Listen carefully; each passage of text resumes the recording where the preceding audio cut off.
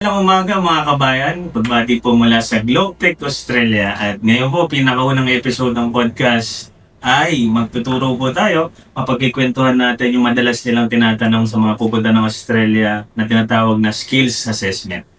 Ngayon po, naimbitahan tayo sa napakagandang office ng MAD GT Auto dito sa Pampanga na siya pong magbubukas sa darating na October 4, Sabado po yan. No? Check nyo lang po yung kanilang page para sa mga detalye ng promo nila lalo po sa pagbubukas. Okay? So, magandang umaga po at mula sa amin, mapalad tayong kasama po natin ang aming company director, Sir Lester Luma. At kasama natin, isa sa mga pinagmamalaki nating panel leader na kamakailan po ay nakatapos ng kanyang skills assessment. So, hindi sa pagmamalaki lang, hindi nyo na po ito din makuha, redacted to. Si Sir Robert ay isang holder na ng tinatawag na AUR 32120 Certificate 3 in Automotive Body Repair Technology. Isa po siyang panel beater. Ito po ay magpapatunay na ang kanyang galing, ang galing ng Pilipino ay tugma against Australian qualification. Maliban sa certificate na to, pinaka-importante sa mga pupunta ng Australia ay ang isang successful o positive skills assessment. So, para po sa kaalaman ng lahat, lalo na para sa isang panel beater, kung may po ay panel beater, mekaniko or welder, bago po magpunta ng Australia, kung gusto nyong pumasa sa Australia, kailangan meron po kayong positive skills assessment. Okay? So, tapos ako po si Junel, CEO ng Globetech Australia, at hayaan ko po magpakilala sa inyo si Sir Leslie Luga. Hello mga kabayan, ang barati kong pagbati sa ating mga butihing mga kababayan. Gusto nating matulungan. So ang primary purpose ng ating grupo ay makapagbigay ng opportunity sa isang magandang kinabukasan. No? Different types of persons, different types of people, meron silang kanya-kanyang desire sa puso. No, doon sa mga nagdi-desire na makakatrabaho overseas, lalo na yung ino-offer ng Australia, which includes yung permanent residency and citizenship. No, brighter future, hindi naman sa iniiwan natin ng Pilipinas. Ang purpose natin is maging maganda yung magiging buhay ng kapwa natin tao or the other souls as we call it always.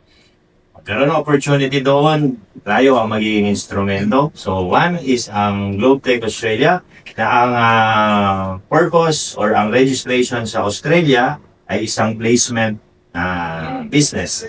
Placement meaning tayo, ako bilang based doon sa Australia, naghahanap ng mga employers para sa ating mga kababayan. Ngayon meron tayong counterpart dito sa Philippines, yung isang Department of Migrant Workers na license na agency based in Makati called BFG International Placement. So lahat ng recruitment, lahat ng processing regarding exit clearances na parati natin naririnig, which is unique. Sa ibang bansa, wala yung exit clearance. Ang exit clearance o yung OEC na pinaprocess ng Department of Migrant Workers License Agency, yun ay para protektahan. Yun and Sir Robert. Yun ay para protektahan yung ating mga kababayan sa fraud or yung mga scams, no?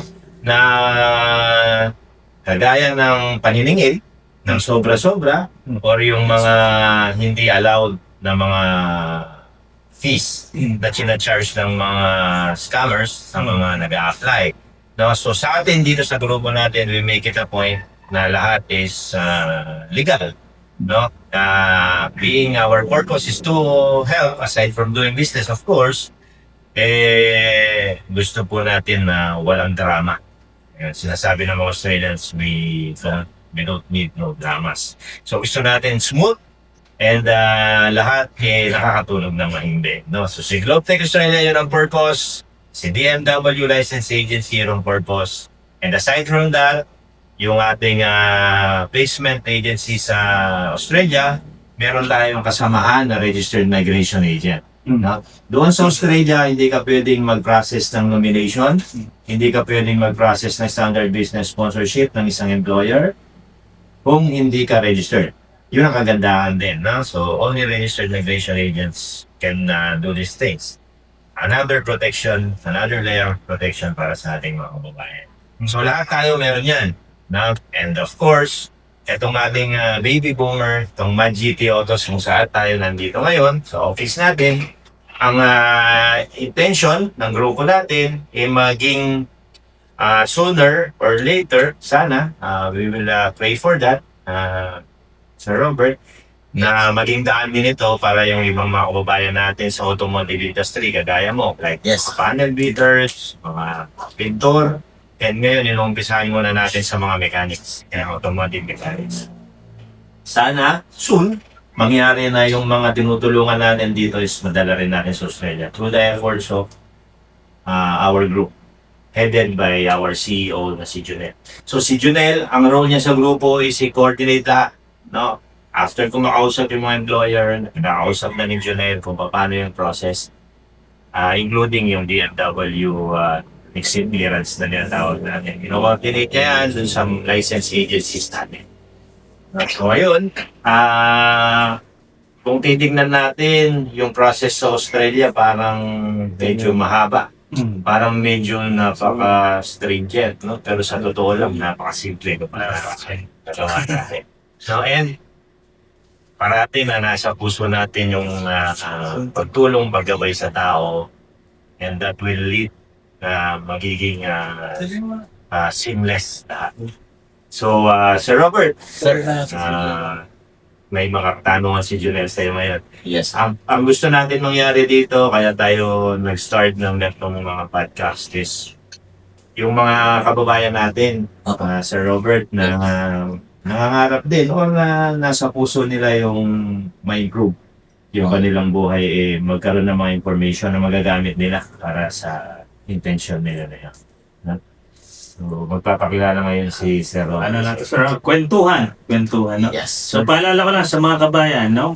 Nagnanais na pumunta ng Australia, may desire magpunta ng Australia, naririnig yung skills assessment, nagtatanong ano ba yung skills assessment, panoorin niyo po yung buong podcast na to para at least matutunan kayo. Meron tayo straight from the direct source, no? Direct na source na nakatapos, naka-experience kung paano nagiging yung proseso. Alright? So, umpisa natin. Sir Robert, mapakilala ka muna sa ating followers. Hi po sa mga kababayan natin dyan. Ako po si Robert G. Digia. I am 35 years old, living in San Fernando, Pampanga, Philippines. So, isa po akong panel beater. Actually, ngayon po, nakapasa po ako sa trade skills assessment. At saka, yung question lang naman po dito ay kung ano lang naman yung mga trabaho na ginagawa mo. Tatanungin ka lang naman nila kung ano yung direct na ginagawa mo sa araw-araw, yung mga routine mo sa trabaho. Itatanong nila mula sa simula, umaga hanggang dun sa matapos. Yung process ng trabaho mo, tatanungin nila kung talagang totoo yung sinasabi mo. Aalamin nila dun kung halimbawa ang gagawin mo ay panel beater, no? Ang trabaho mo ay panel beater. Pwede nating, Sir Robert, pwede nating himay-himayin, no? Nung pagsalang mo, nung unang, Junel, na in-arrange ninyo ni Joy, No. pinasa muna natin yung mga dokumento ni Sir Robert, di ba? Yung mga ebidensya ng kanyang mga trabaho, ng mga dating mga pinasukan. Ano nga ba yung mga sinabit natin? So, sa mga naghahanap po ng skills assessment, lalo na kung ang gusto nyo skills assessment ay through Pathway 2 na tinatawag para sa temporary skills shortage, para yung pangalan. No? Narapat lamang na mag-ready kayo ng at least 3 taon na experience. Siyempre, mas maganda po kung mas mahaba. No? Pero ang pinaka-importante sa loob ng 3 taon ay meron kayong 12 months in the last 3 years. No? Sa tutusin, yung 3 years kahit kailan na sa experience ninyo, pero pinaka-importante na merong 12 months sa huling 3 taon. So halimbawa, September 2025 ngayon, Yes. September 2024, 23, 2022. So, dapat may 12 buwan na nakapagtrabaho kayo bilang panel beater kasama ng kabuuan pang 3 taon para pumasa sa skills assessment. Si Robert, ay mapalad tayo kasi siya, nagkataon, ang employer niya mula ngayon sa loob ng ilang taon ko, Des? Almost 8 years po. Almost 8 years. Ay, Ako nag-lead panel beater po ako. Ay. Pero halos all around po ako. yan. 8 years. So, mula 8 years hanggang ngayon, kung saan nandun pa siya, ayun lang yung pinasa natin. So, para sa ang GlobeTech, ang role ng GlobeTech ay paalisin yung kaba kay Robert, no? Kasi lagi namin sinasabi mga kabayan. Bro, kung naalala mo, sinabi ko sa'yo, wala kang dapat kabahan sa skills assessment ng Australia kung tunay kang panel beater. Opo, yun naman po yun. Pag tunay ka po talagang panel beater, hindi ka kakabahan. Kasi yung tatanong lang naman nila sa'yo, yung visa experience na ginagawa mo, yung trabaho mo talaga, alam lang naman nila kung saan ba talagang tunay na panel beater o kung ano mang Pinamorize mo lang. linya mo. Oo. Hindi pwede yun. Actually, tatanong nila, direct to the point, sasagutin mo lang. Wala na masyadong maraming paligoy-ligoy para hindi na din nagkakamali. So, yung mga experience mo lang naman. So, hindi ka matatakot. Kasi normal na lang na kabahan ka, pero wag naman padadaig sa kaba. Correct. Gawin mo talaga, Lang po kasi, no? Pakinggan mo lang sila maigi. Kasi mga English yan, di ba? So, medyo mahihirapan ka sa, may pagkaslang na islang at saka, yung mga yan, di ba? Dapat proper ka lang na, relax ka lang talaga. Yun lang yung gagawin mo, wala naman iba eh. Tsaka maganda sa kanila, Sir Robert. Yan ang common na assessment or yung observation ng mga employer doon sa Australia kapag nakakausap ko sila. Kapag kinukumusta kayong na-deploy natin. Sabi nila, Filipinos tend to just turn their back. When you give them instructions, tapos sabi ko sa kanila, it's our culture. It's our culture to impress. Kahit na hindi natin naiintindihan yung sinasabi or yung instructions natin, talikod, tapos isipin na lang natin, ano kasi yung pinamagawa. Yung mga gano'n, no? So, alisin po natin yun, mga kababayan. Sa Australia, yung mga employers, napakalawak ng pag-iisip. Mas gusto nila yung nagtatanong ka ulit-ulit kahit 3 beses, hanggang sa maintindihan mo, huwag ka lang magkakamali dahil sa pagtaligod mo at gusto mong maka-impress. Isipin mo na lang sa sarili mo kung ano yung pinapagawa pala, di ba? Kadalasan kasi po sa ating mga Pilipino pag inutusan ka, hindi mo man naiintindihan, nabis ka agad eh. So, medyo yun po yung talagang alisin natin. Kasi hindi mo naman din alam, hindi mo naman din maano yung inuutos sa'yo kung halimbawang hindi mo din naiintindihan. So, intindihin mo muna bago mas ma-appreciate na employers. Sa kahit ako, pag makipagkwentuhan ako, sasabihin ka, I'm so sorry. Kasi minsan, may. Pero ayun nga yung nakakatawa, kain sila kasi sasabihin nila pag, sorry, not get that. Diba? Ulit sila nila. Tapos i-rephrase pa nila. Malalim yung English nila. Sir, ganun nga sila. Actually, nung first, ko sa kanila, first impression ko talagang yung pagkaslang talaga sabi ko sa sarili ko, maintindihan ko ba ito? Sabi ko, hindi ako laging nagkikipag-usap sa mga English, no? So sabi ko na lang sa sarili ko, kaya mo yan. Kasi, andyan ka na eh. Yes. So, kailangan mo na lang mag-relax, tapos pakinggan na maigi kung ano yung tinatanong sa'yo, tapos sasagutin mo ng diretso, na wala lang paligoy-ligoy pa kasi para hindi na din magkamali. So, yun lang po.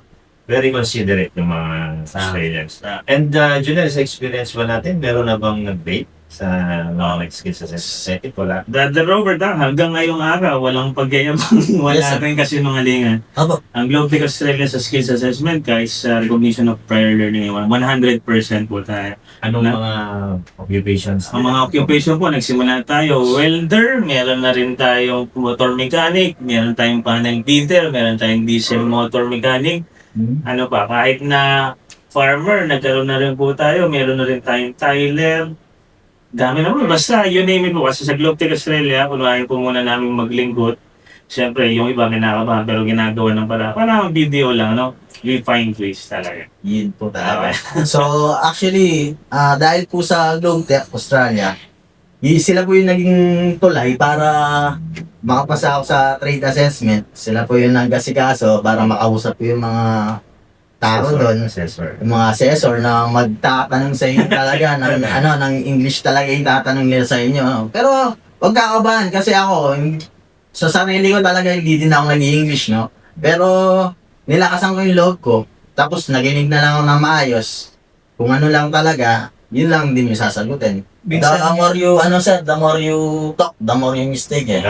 So, May tendency. yun talaga yung doon. Ano na lang, wag na masyadong Hindi mo pa tinry yung bago ka matulog, nakikinig ka sa YouTube ng mga slangs na movies, Ay, nga, movies. ganun. English. No? Ginawa ko, sir, nanonood nga din ako, no? Pero nagsusulat din ako. Nagsusulat ako. Actually, nakailang pages din ako ng photo, ng papel na ganitong size. Ngayon, yung mga yun, makakatulong din sa inyo yun para ma-memorize mo kung ano yung sasabihin mo, tapos yung mother tongue mo, medyo mapapractice siya. Mga Pilipino kasi ligas sa Pinoy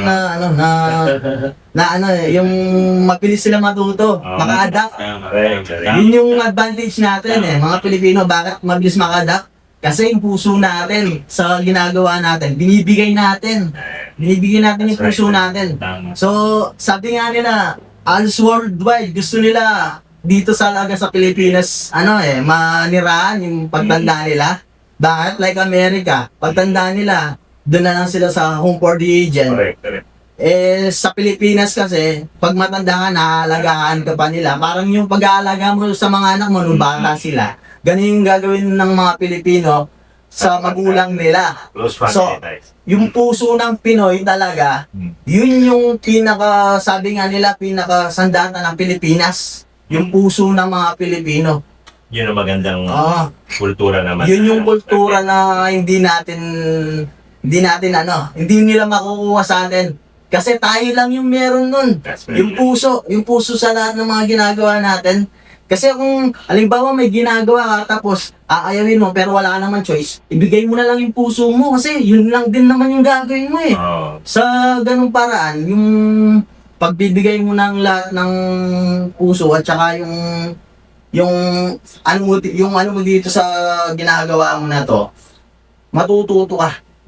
Ibigay mo lahat. Kasi yun na din yung ginagawa mo, wala ka ng choice. Karati ko nga sinasabi. Matututo ka.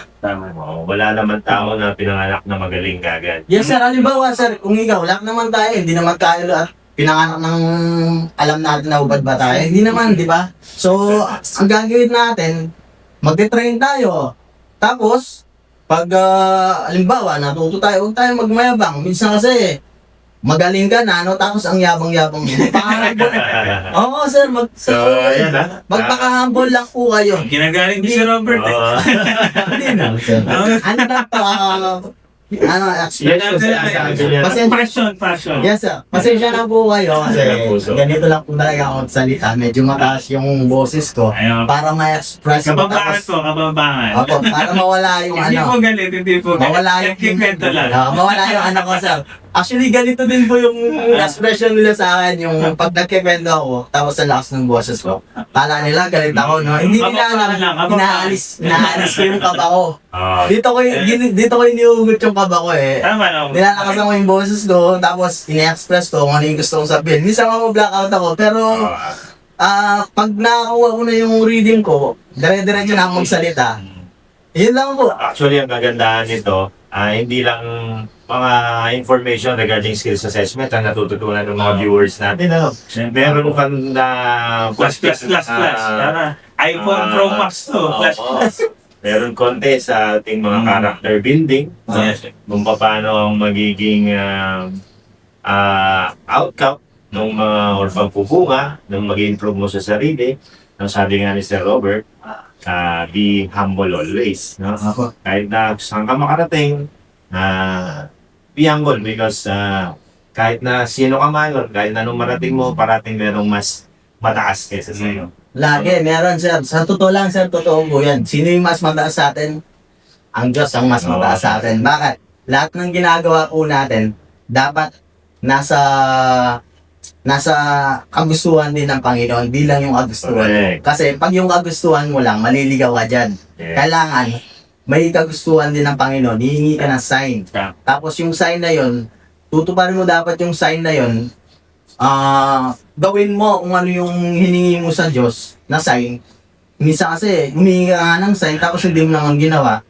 Walang kwenta yun. So, sa atin kasi, kadalasan, humingi ka ng sign, no? Tapos, hindi mo din gagawin. Wala nga kwenta. Ito, Sir Robert, very timely, no? Ito yung kinukwento mo ngayon na nangihingi ng sign. Tapos, binigyan ng sign, hindi naman kinuha or ginamit. May typhoon, no?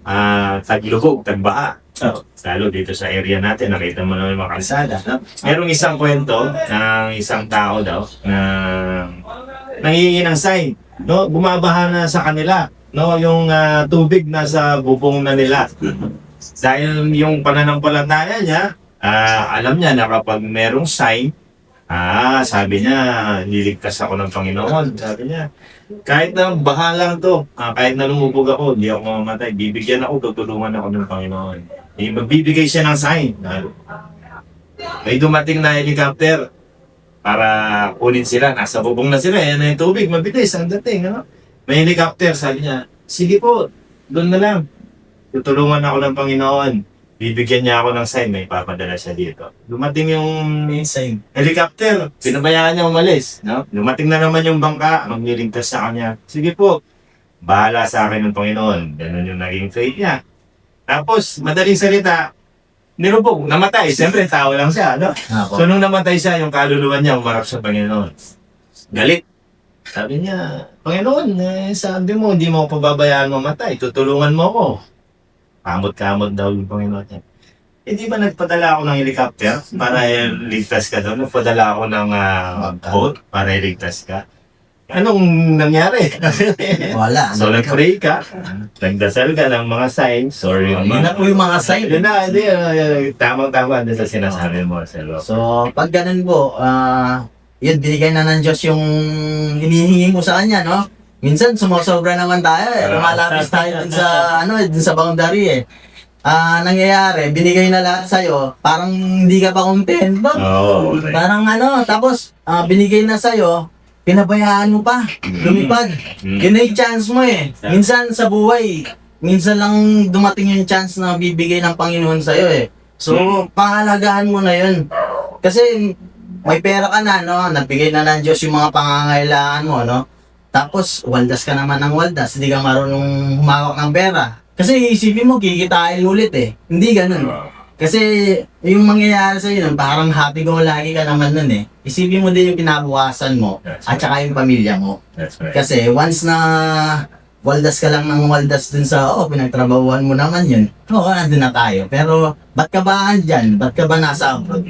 Para sa pamilya mo. Parang lalo ako na-excite na makarating si Sir Robert sa Australia, no? Singkitan, kabahan-kabahan ka. Galing. So, napakaganda ng discussion natin ngayon, no? Wala naman iba eh. Pamilya mo lang. Tapos, yung kahirapan din sa Pinas, di ba? Kaya nga karamihan sa Pilipino, nag-abroad.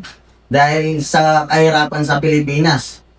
Yun yung dahilan. At saka dahil sa pamilya natin. Yeah. Dahil mahal na mahal natin sila. At gusto natin silang bigyan ng magandang buhay na pwede natin gawin para sa kanila. So, kahit sa sarili mo, bibigyan mo ng magandang buhay. Yun lang din yung dapat selfless si Sir Robert. Dalawa na po ang kakabahan, si Singkitan pati si Bo Sanchez. Hindi naman. So, yan. Family, of course, number one. Family oriented yung mga Pinoy. Nabanggit ni Sir Robert, ang opportunity sa Australia, kapag naka-482 visa ka, pwede mong dalhin doon yung dependent mo, dependent wife, dependent children. Yung wife mo, Sir Robert, kapag nadala mo doon, if ever na yun yung will ng Panginoon sa inyo, Opo. makakapagtrabaho siya kagaya ng trabaho na or yung work rights mo. Meron siyang unlimited work rights. Pumasok siya sa kahit ng mga establishments doon. And merong mga suburb doon na mga parang bayan-bayan or mga dito pa is mga barangays, municipalities, no? Nag-offer ng libreng kindi or libreng kindergarten sa mga bata. No? Yung anak mo, nabanggit ko kanina siya. No? Kinder 2. So, napakaganda ng benepisyo. Bakit? Kasi nagagamit na maganda yung pondo ng gobyerno. No? So, yun yung opportunity na naghihintay sa'yo, Sir Robert, kung Yes, sir. gano'n ang will ng Panginoon sa inyo. Madala mo yung misis mo doon, madala mo yung anak mo, doon na sila mag-aral, doon na sila lumaki, Yes po. no? So another family, another soul na naservisyohan natin. Yun, true of course, yung umpisa, yung skills assessment. Yes, sir. So, i-recap natin yung skills assessment para mas, kumbaga, maraming mapulot yung mga viewers natin. No? So, step 1, kagaya ng sinasabi mo kanina, recognition of prior learning. Explain natin yung RTL sa kanila name. Sige po, no? Katulad sa Pilipinas, kung hindi kayo aware, sa Pilipinas meron din CPE, AP. Pero sa Australia, meron silang tinatawag na recognition of prior learning. Dalawang paraan. Usual na alam ninyong paraan para magkaroon ng Australian qualification ay una, mag-aral sa Australia. No? Mag-aaral ka ng 2 taon, 3 taon, kung kailan matatapos yung kurso. Siyempre, pagka-graduate mo, mayroon ka, sa Pilipinas, meron kang diploma. No? So, kung o kaya sa Pilipinas, para mas relate kayo, meron kayong NC2. O kaya Sa meron TESDA. kayong National Certificate. Ayun ang ibig sabihin ng NC National Certificate 1 and 2. No? So sa Australia, ganun din naman ang proseso. Mag-aaral ka, tawag nga sa pagiging panel beater, automotive body repair technology. Ayun na yung tawag. Body repair, pag-repair ng body ng automotive. No? So, yan, Jonel pala, yung kung tawagin doon sa Australia dahil I myself is a qualified education Yes, agent, counselor doon. Ang system ng kanilang education, almost the same. Yes. So, doon kung tawagin nila is VET or vocational education. Yeah. Training. Dito naman is yung technical vocational. Vocational. TESDA, no? Pero meron sariling standard doon. And kumbaga, sa to say, hindi pa ganun yung level ng studies na gusto ni Australia para yung TESDA is kanilang kumbaga Pwede po. accredit din, no? So, yung TESDA, unfortunately, hindi pa pwedeng gamitin sa Australia. Yes po. So, yun naman ang gusto rin natin mangyari sana dito sa MadGT Autos. Umpisahan natin dito, and then, hopefully soon, maging, rin tayo, AQF. Yes. Registered Training Organization. Registered Training Organization tayo na i-recognize ni Australia para yung mga students dito, nag-aaral dito, nag-training dito, directly, wala nang skills assessment, pwede naman nila. Pwede po. No? Napakaganda po nun. Napagandaan niyo po yan. No? So, ulit nga po, di ba? Unang paraan, kadalasan mag-aaral doon. Kaya may mga kababayan tayo, nagsimula sa Pilipinas, student visa, na pag-welding, pag may mekaniko, madalas, meron kayong kakilala. No? Pero ito ang isang sikretong malupit. Kahit ang Australia po ay nag-aalok din na tinatawag na recognition of prior learning. Yan ba yung madaling salita na hindi na sila mag-aaral doon ng 2 taon? O hindi na po, no? Yun. Pero, syempre, dapat eligible po kayo sa mga requirements. At ang requirements nga na yun, nabanggit ko kanina na enough experience, enough recency of experience para makapasa. So, kailangan meron rin tayong mga dokumento, no? Na magpapatunay na ikaw ay meron ng at least 3 taon na experience sa relevant occupation. So, syempre, ginagawa din natin si Sir Robert. It's kasi ayaw naman natin mapahiya. 3 years yung kailangan, si Sir Robert 8. So higit-higit sa kailangan. So, pinakita natin yung mga skills niya kahit sa PDR, yung kanyang mga certification, mga naging training. Pero ang pinakasikreto po sa lahat, no? Ito magandang babala na rin sa lahat. Kung isipin po ninyo, kaya gaya ng design ng MadGT Auto, magkaroon ng legitimate company kung saan malilinang talaga ang skills. Kasi ang requirement sa Australia ay hindi lamang papel na COE. No? Meron silang 2 pangangailangan para mapatunayan na ikaw ay panel beater. Gaya na sinasabi namin, pinaliwanag namin sa kanya sa buong proseso, kahit ako, sabihin ko, 10 taon akong welder, kapatid. No?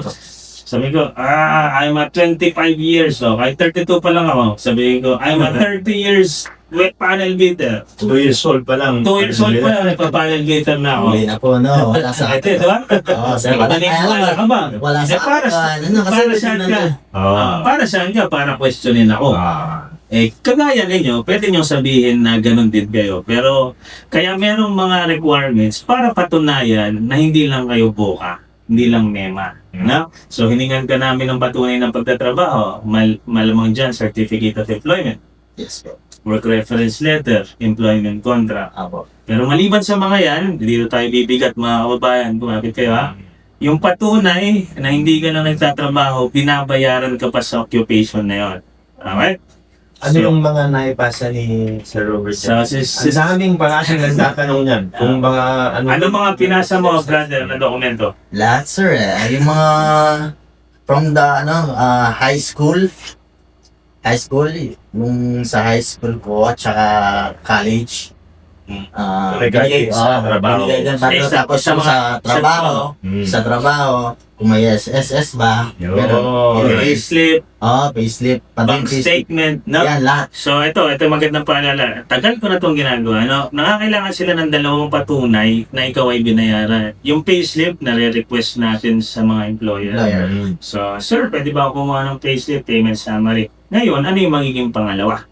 No? So, ang pangalawa, dapat niyong tandaan ito, no? Una, pwedeng maging option ninyo ay ang patunay na kayo ay binabayaran ng SSS. Sa Australia kasi super annuation yun, no? So, kabayan, lagi nang sasabihin ng mga kababayan, Sir, yung company ko, hindi nagbabayad ng SSS. No? Ano sabi ko sa kanila, sige bro, gawin natin, pag-adjustin natin yung Australia sa'yo kasi kawawa ka. Hindi ganun yun eh. No? So ngayon pa lang kung nanonood ka, sinisimulan mo yung career mo, maganda mong gawin, humanap ka ng mga legitimate company na hindi ka lang malilinang, makakapagpatunay pa ng kakayahan mo. Naghuhulog ng SSS, ito pa pangalawa, kung wala ng SSS, sige okay lang, wala mo ng SSS. No? Huwag natin i-judge. Pwede siguro na bank statement. Kasi di ba, kung tunay kang pinapasahod, nilalagyan sa ATM yung payroll, o di makikita doon, kinsenas katapusan ka sumasahod sa loob ng 8 taon. Anong kakatwiran ng Pinoy? Cash po. Cash po ang Every Saturday. Every Saturday po ang bayad. No? Pero sa ganung pamamaraan, di ba? Yeah. Ako naman, sir, sa totoo lang. lucky, no? Sir Robert, very lucky ka dahil Sa totoo lang po, local experience. weekly payment ako, no? Kaya lang, yung SSS ko talaga, dahil sa kumpanya namin ay hindi namin pinapabayaan yung SSS payment namin. Tsaka yung PhilHealth namin. So, binabayaran namin monthly, pero nagsasahod ako ng weekly. yun ang naging ebidensya. Yun Kaya yung yun ang ebidensya. No, kasi kahit naman ako no, naawa ako sa mga tao, Sir, 10 taon na akong welder. 30 years na akong welder. Kaso kapatid, wala tayong ebidensya na magpapatunay na yan. Sabihin ko sa'yo, kahit ako 10 years ako si Spider-Man eh. Yun lang yun, huwag lang papabayaan monthly. Yung monthly, yung So mga payment. kababayan, kung meron kayong discern na Australia, 18 years old ka kayo, 19, unang yung pagpasok. Do you have any questions about this interview? Sir, do you pay the SSS? Ganun lang, di ba? So, Huwag mo lang sabihin pupunta ka ng Australia kasi hindi ka naiyahan. Pero, yun talaga yung Sir Robert, di ba, ano siya? Lahat local experience? Local. Hindi ka pa nag-overseas, di ba? Minahal ko talaga yung trabaho ko dito. Binigay ko talaga yung puso ko para matuto ako. Wala naman imposible eh. Minsan nga tatanungin ko yung mga nakatrabaho ko dati. Nung bago-bago ako sa kanila, nagbe-training ako. Sabi ko, bro, sa 3 buwan, matututo ba ako? Sabi, ewan ko. Sabi niya, ganun ba? Sabi ko. Tapos, sinabi sa sarili ko, hindi, kaya ko to, sabi ko, kasi kaya nila eh. Wala naman yung imposible eh. Bigay mo na lang yung puso mo para matuto ka na lang din. So, Napakaganda ng outlook sa buhay ni Sir Robert. Apo. Yun ang magdadala sa kanya sa paginhawaan. Yes. Paginhawaan at only financial. Yes. Pagiging magaling buhay. So, yun na. Meron na kayong mga paalala. So, maganda kung masecure nyo yung SSS nyo. Maganda yun, no? Maganda kung meron din kayong company na nagbibigay ng payroll, huwag nyong tinatapon yung payslip, no? Huwag nyo rin tinatapon yung mga bank statement. feeling ko ngayon, halo-halo eh. Naisip ko kung paano ba yung sitwasyon doon. kung paano ako mag-a-adjust. Siyempre, basically, aalamin mo lahat ng mga kailangan kong alamin kung paano ka mabuhay doon ng maayos, ng walang pangamba. So, siyempre, pag andun ka na, siguro para sa akin, aalamin ko lahat kung ano yung buhay doon. Kung magtatanong-tanong ako sa mga kasama ko kung ano yung dapat gawin, ganito. Yun lang, pero medyo kinakabahan. Kung sakali man mapunta ako doon, unang-una, syempre, malalayo ako sa pamilya ko. Para sa pamilya ko naman to Yes. Kaya aalis ako So, yun yung sakripisyo ko na malagi desisyon na sakripisyo ko na malagi sa buhay ko. Yung iiwan ko yung mag-ina ko para mag-ibang bansa. Pero para sa kanila naman to, tsaka binigay naman ng Diyos to. Yun, that's nice, no? And Sir Robert, ito yung promise namin sa iyo. Bilang magiging part ka na ng family natin, we will make sure na magiging magaan para sa iyo yung pupunta mo doon. Personally, nakabase ako doon sa pupuntahan mo, Queensland. No? Yung employer mo, nasa Gold Coast. Yung Gold Coast, napakagandang area niya. Coastal. Meron doong napakagandang linaw na dagat na libre. So, anytime na gusto mong makasimoy ng dagat, siguro yung makukuha nating accommodation para sa'yo na kami ang maghahanap. Para pagdating mo doon, may mga kakilala ka ng Pilipino, introduce ka namin sa Filipino community doon. Tapos, we'll make sure na yung bahay accessible, yung mga transport, no? Yung mga tawagin natin na mga public transport doon, Sir Robert, like yung train, and yung mga buses doon ako na on time. Pag nakaschedule sila, kung saan yung ruta nila, yun nasusunod talaga. No? And mura, napakamura ng public transport. 50 cents na dollars, na 80 cents ganun. So, we will guide you. So, makakabawas sa kaba mo yun pagdating mo doon. Yes, sir. I'll make sure na nandun ako. By the way, kasi this November, pupunta muna ako ng Perth sa Western Australia dahil magtatayo tayo ng office doon. No? So, pag establish mo na yung office natin sa Western Australia, para mapalawak natin yung pagtulong sa mga kababayan natin. Mas maraming employers tayo na makilala, hopefully, makapagbigay ng opportunity sa ating mga kababayan.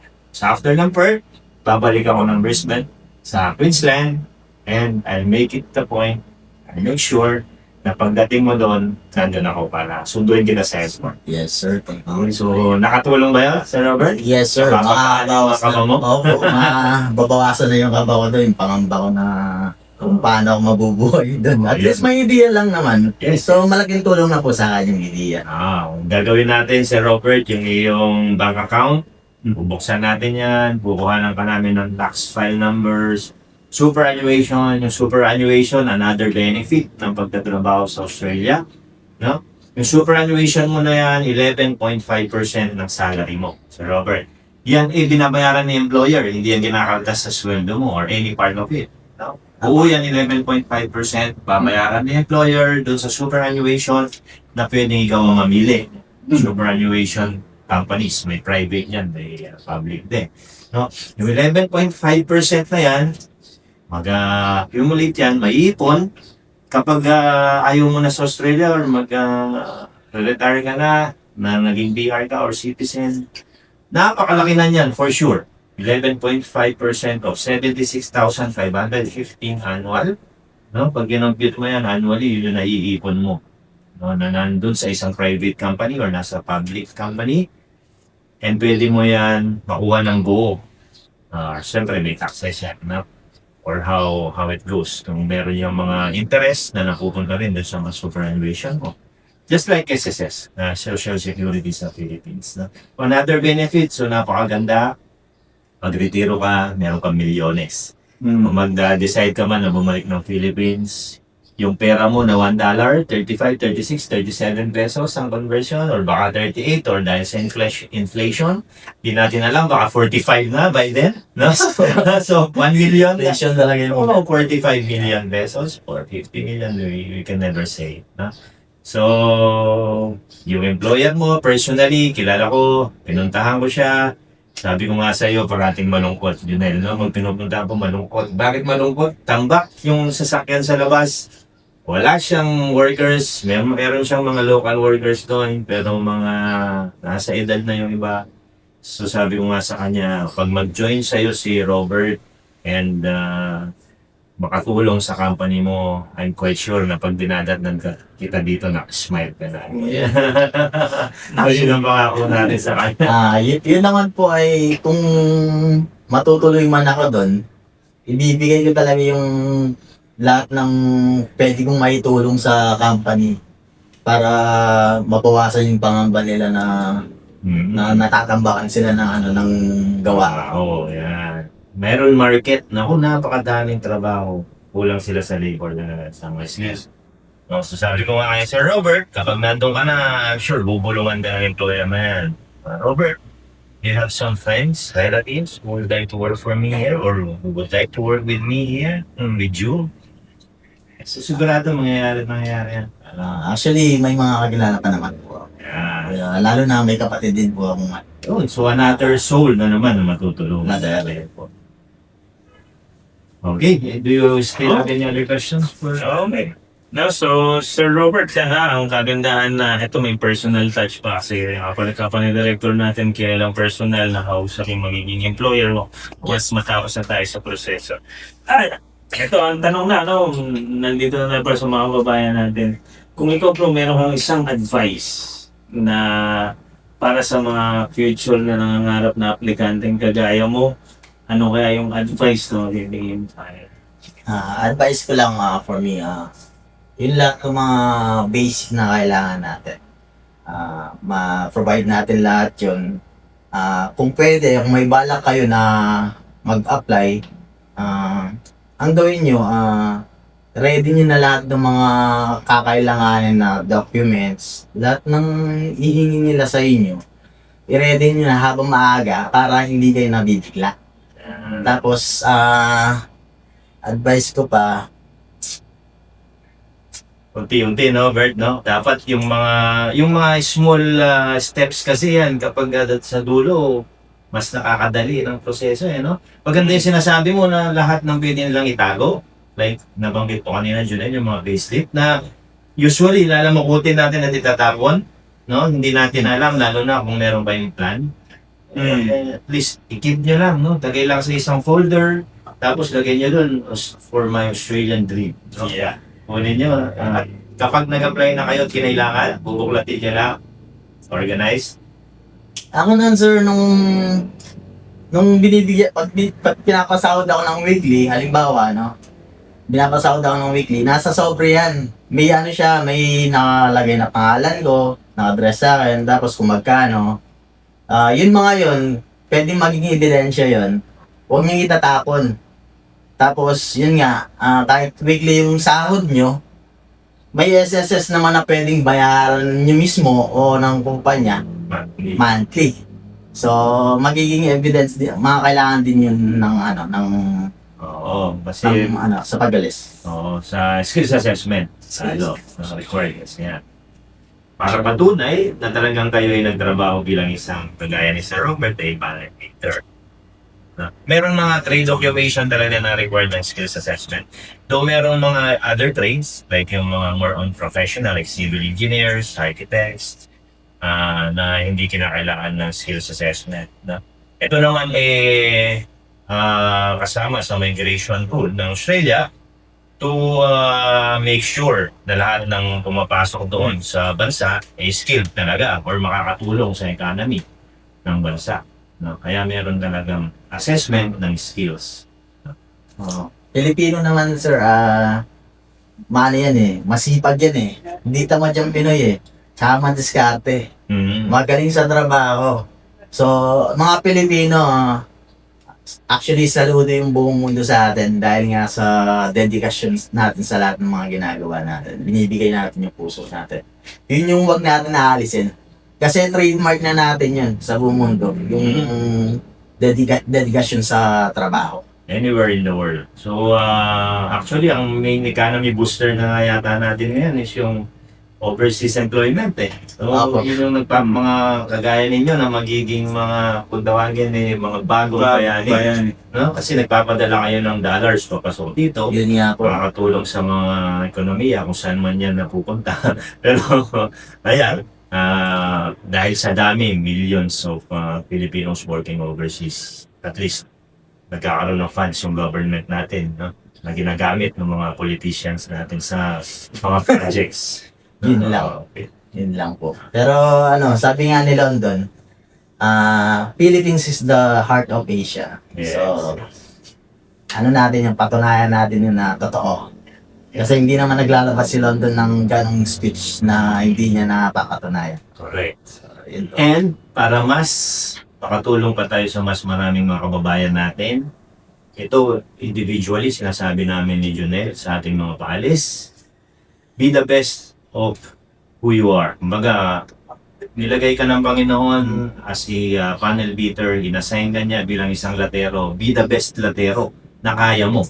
Na ilagay mo sa isip mo, hindi lang para sa'yo, dahil kapag na-recognize yung talent mo, na in-enhance mo, yung knowledge mo, naging masaya ang employer mo, ang magiging epekto nun, ng direct effect, bilang sa'yo. Wala silang binibigay na medalya o wala silang binibigay na parangal.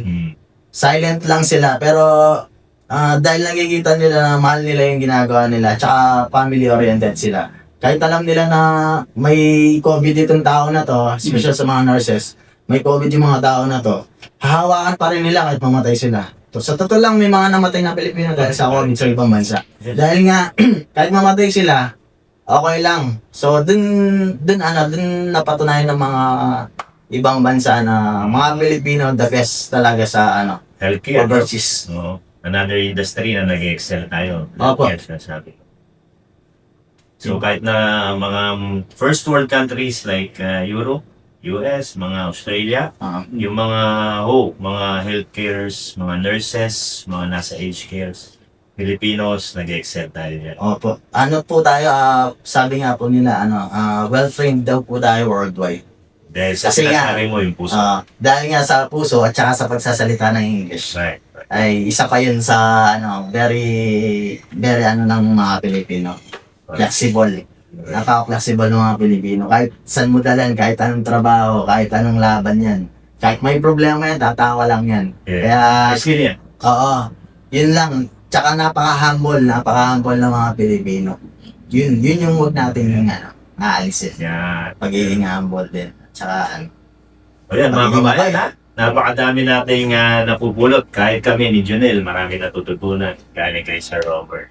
No, coming from the mouth of a very experienced panel leader, yung ginagawa niya, hindi namin kaya, hindi kaya ni Junel. Probably, pwede namin pag-aralan pero mahabang panahon. So, yung ginugol ni Sir Robert para maging ganito at magkaroon ng opportunity para sa kanya and his family, tinevelop niya through the years.